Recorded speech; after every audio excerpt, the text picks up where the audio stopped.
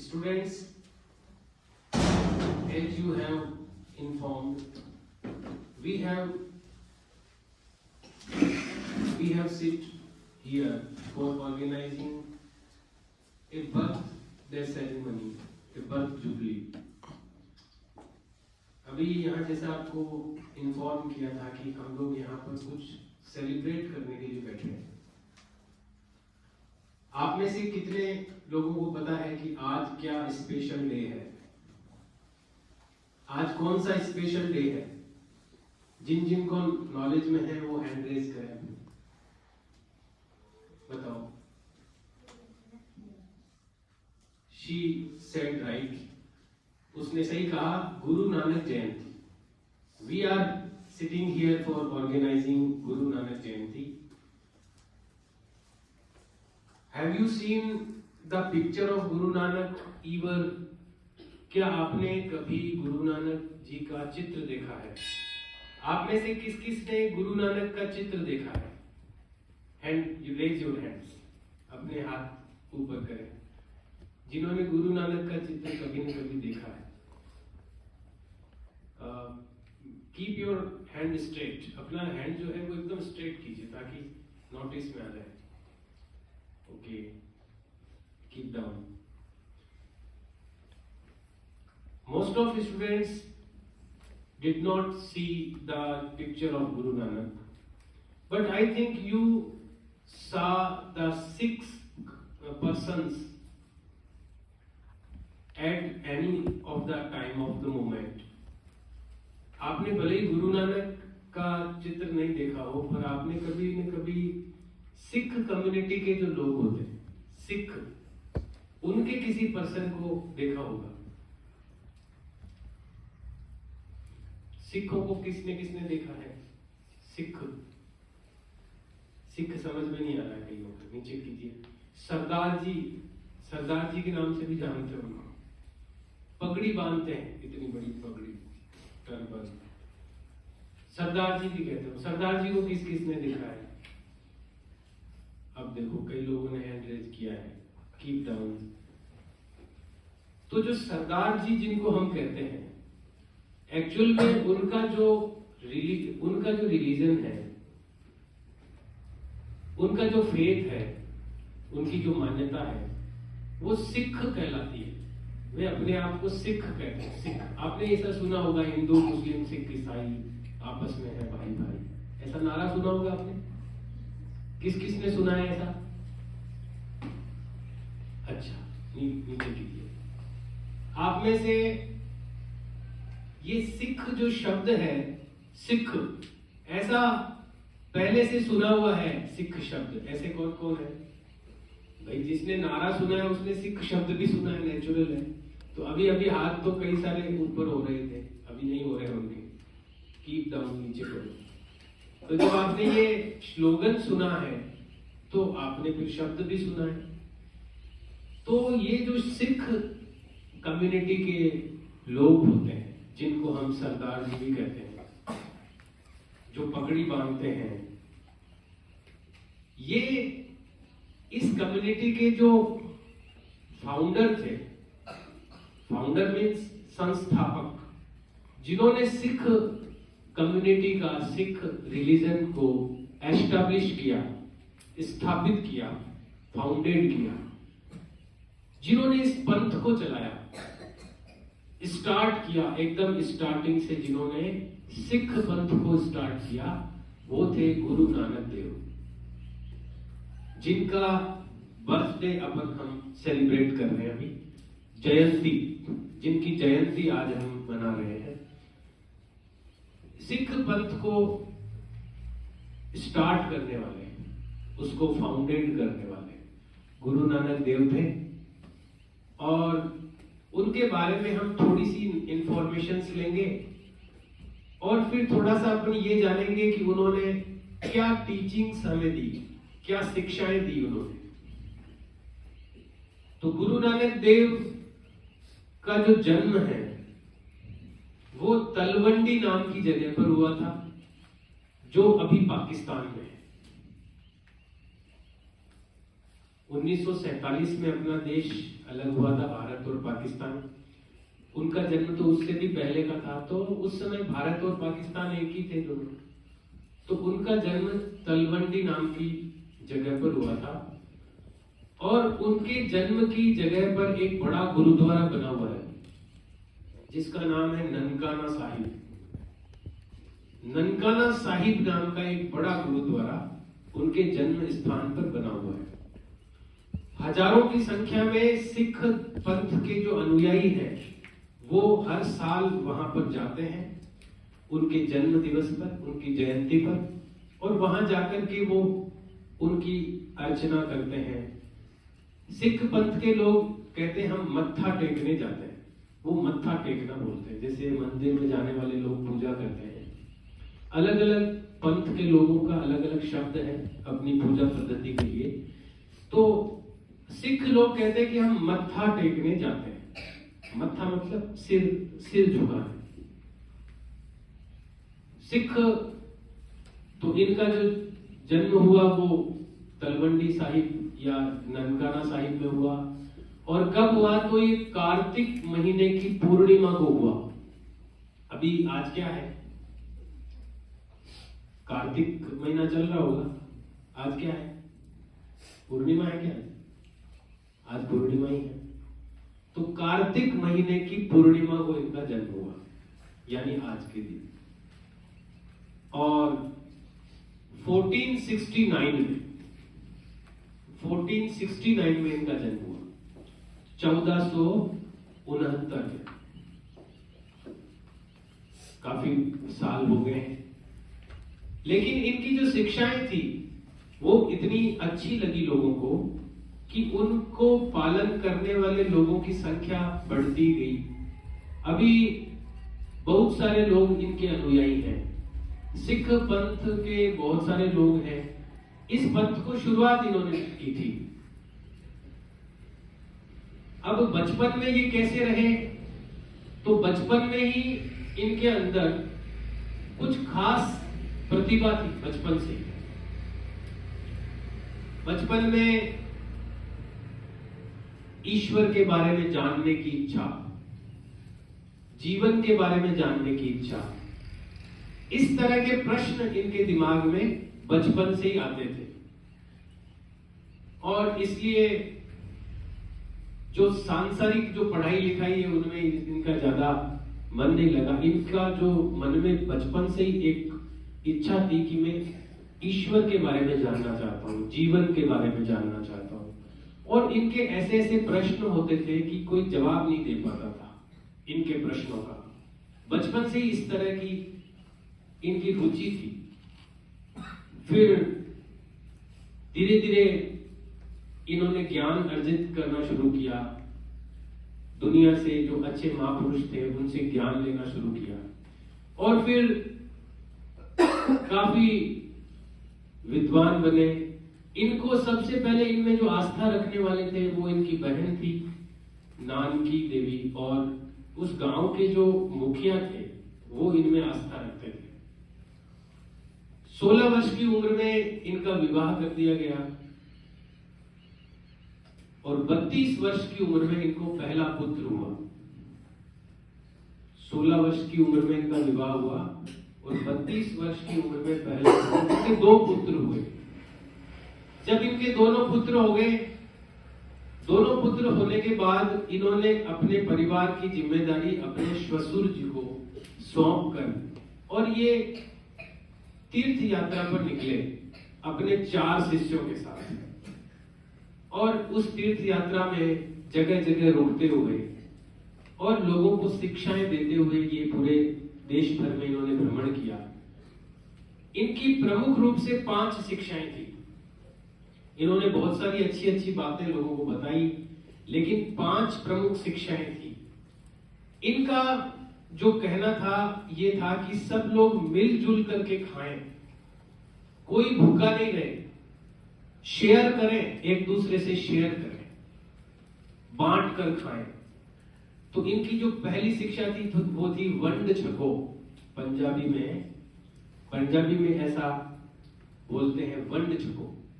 यानी मिल करके खाओ, शेयर करके खाओ। तो आप देखेंगे कि सिखों के जो गुरुद्वारे होते हैं, जैसे हिंदुओं के जो पूजा स्थल होते हैं वो कहलाते हैं मंदिर, मुस्लिम्स के जो पूजा स्थल होते हैं वो कहलाते हैं मस्जिद, ईसाइयों के जो पूजा स्थल होते हैं वो कहलाते हैं चर्च या गिरजाघर, और जो सिख पंथ के जो पूजा स्थल होते हैं उनको ये गुरुद्वारा बोलते हैं। गुरुद्वारे का नाम सुना होगा आपने, कई कई बुक्स में आया होगा आपके गुरुद्वारा। तो गुरुद्वारे में क्या होता है कि वहां पर सबको फ्री खाना खिलाया जाता है। ये डेली का रूटीन है वहां पर।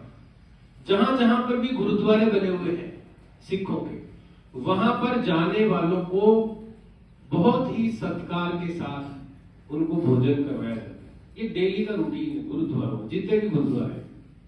कई तो ऐसे गुरुद्वारे हैं जहां पर रोजाना हजारों लोग खाना खाते हैं, रोज सालों से खा रहे हैं, रोजाना हजारों लोग खाना खाते हैं। उस तरह की व्यवस्थाएं कर रखी हुई बड़े बड़े जो गुरुद्वारे हैं।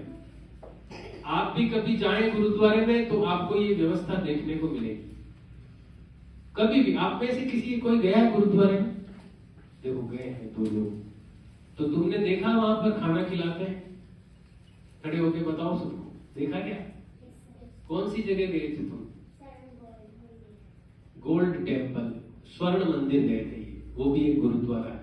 तुम कहाँ गए थे? जा रहे थे हमारे गांव, तो बीच में आया था, वहां पर थी ऐसी व्यवस्था? देखो इसने भी देखी है ऐसी व्यवस्था। बैठिए आप। दो लोग गए हैं गुरुद्वारे में और दोनों ने ये व्यवस्था देखी है वहां पर। तो गुरुद्वारों में भोजन कराना ये एक परंपरा है वहां पर। और भोजन करना और कराना ये कोई, जिस तरह से कई बार हम लोग सोच लेते हैं कि हम अगर कहीं पर खा रहे हैं अनजान जगह पर तो हमें क्या सोचेगा अगला, या से जो जिमा रहा है वो क्या सोचेगा, किस भाव से वो जिमा रहा है। कहीं इस भाव से तो नहीं जिमा रहा है जैसे अपन कोई भिखारी को जिमाते हैं। भिखारी जो आ जाता है कई बार अपने द्वार पर, उसको अपन कुछ दे देते हैं, कहीं वो भाव तो नहीं है उनका। तो ऐसा बिल्कुल नहीं है, बहुत ही सम्मान के साथ, एक सेवा भाव के साथ वो ये काम करते हैं। एक व्यवस्था और आप देखना कभी गुरुद्वारों में, आप जब जाएंगे गुरुद्वारे में तो आपके जो चप्पल होंगे उनको वहां के लोग साफ करेंगे। आप में से देखा है किसी ने? जो स्वर्ण मंदिर में गए हैं वहां पर है ये व्यवस्था। अगर आप गुरुद्वारे में जाएंगे तो आपकी जो भी फुटवियर है, चप्पल जूते जो भी आप पहन कर गए हैं, उनको वहां पर जो सेवा करने वाले लोग हैं वो उनको साफ करके व्यवस्थित रखें। ये सेवा का जो काम है, मैंने 5 शिक्षाएं बताई होती, उसमें से एक ये भी है सेवा।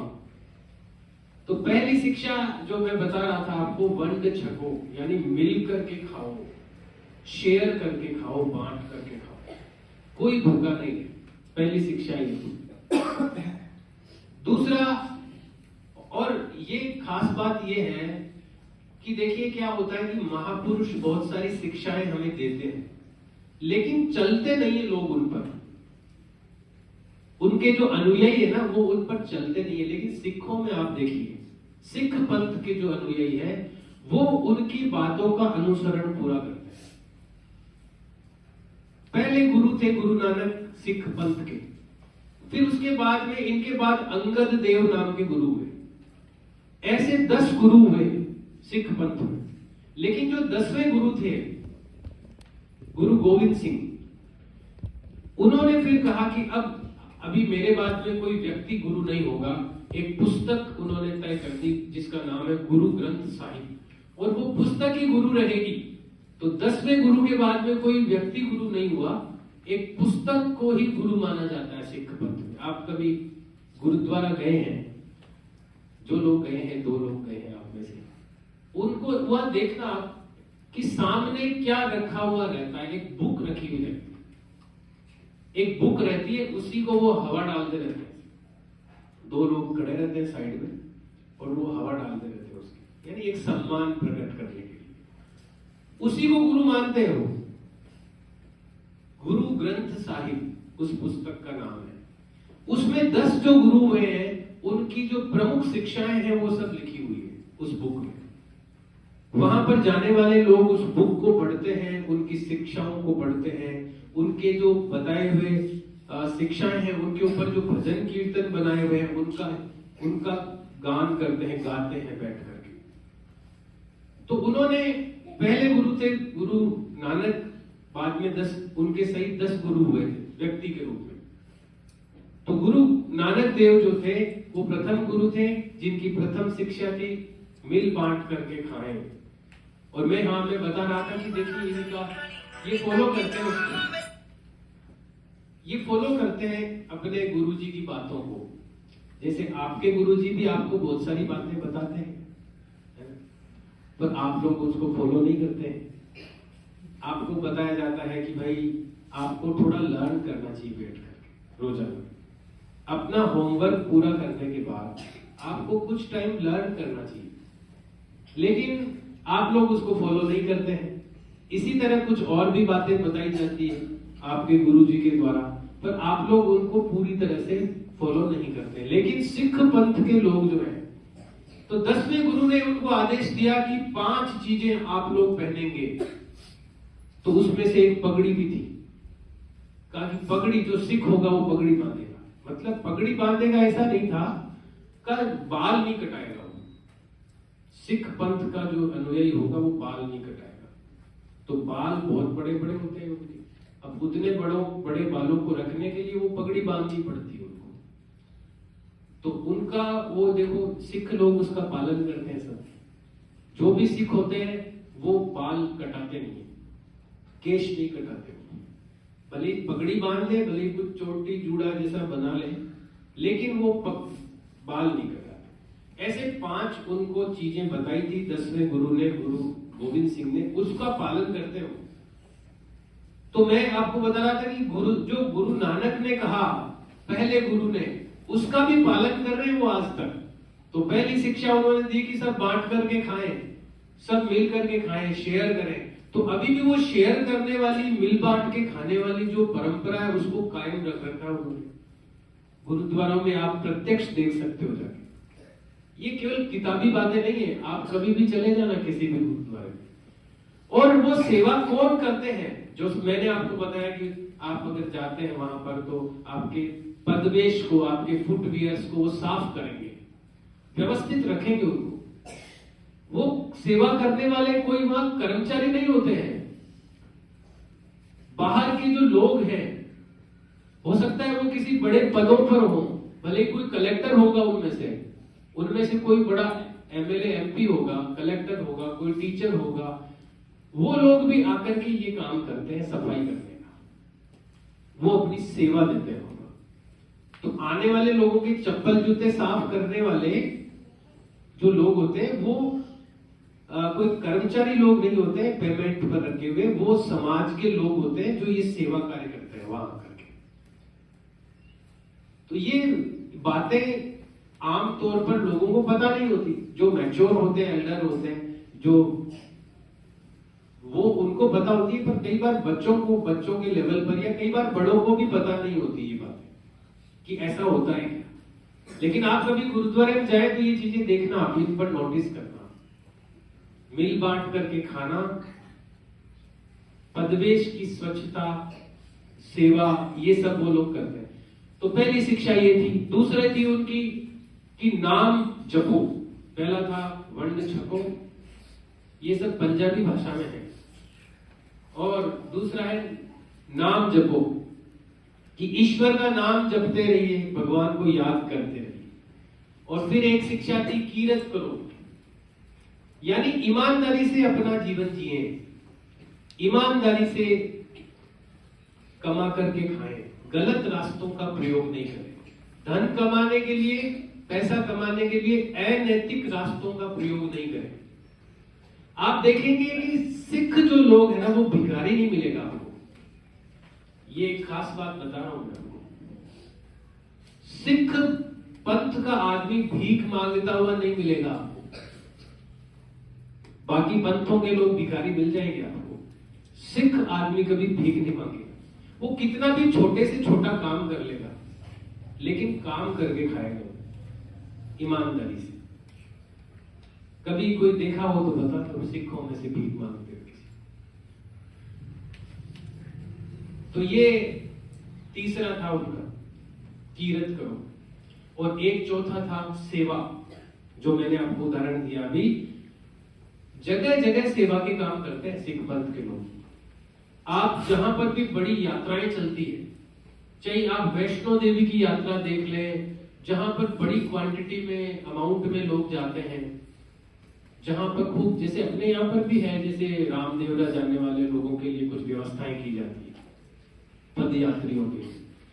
ऐसे ही सिख पंथ के लोग सेवा में बहुत आगे रहते हैं। जहां पर भी सेवा की जरूरत होगी, सिख लोग वहां पर तुरंत सेवा देंगे। तो सेवा में पीछे नहीं हटते। और सबसे पांचवी जो उनकी शिक्षा थी वो थी सबका भला। सबका भला हो, केवल अपना ही नहीं बल्कि सर्वे भवन्तु सुखी, सभी का भला हो। तो उनकी जो 5 शिक्षाएं थी, उन पर सिख पंथ के लोग अभी भी चल रहे हैं।